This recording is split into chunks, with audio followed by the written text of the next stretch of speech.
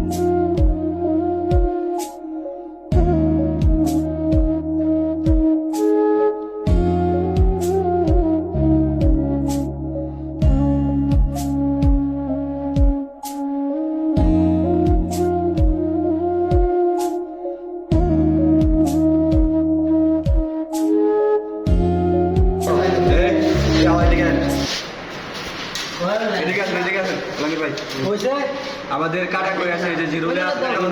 জিরোর নিচে আছে আর 600 গ্যাসের প্রেসার রানিং মোটর চালু অবস্থায় কম্প্রেসার চালু অবস্থায় জিরো নিচে থাকবো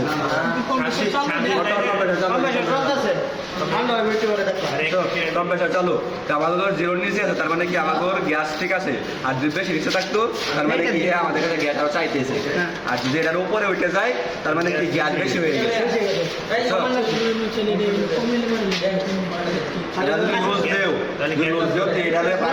খোলা খোলা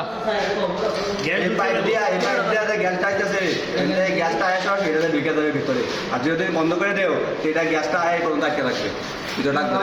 কিন্তু আমার তো মানে গ্যাস হয়ে গেছে আমি কি করবো বন্ধ করে দিব বন্ধ করে দিলে কি হবে এবার গ্যাস আটকে রাখবে বুঝছেন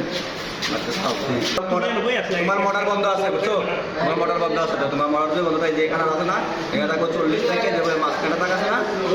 50 PSI এর ভিতরে কাটা আর যখন তুমি মোটর চালু করবা তখন তোমার এই যে জিরো কালো জিরো আছে না এই জিরোর নিচে থাকবে যা আমাদের কাটা করে জিরো নিচে আছে না তার মানে আমাদের গ্যাস ঠিক আছে চলে যাবে 40 থেকে 50 PSI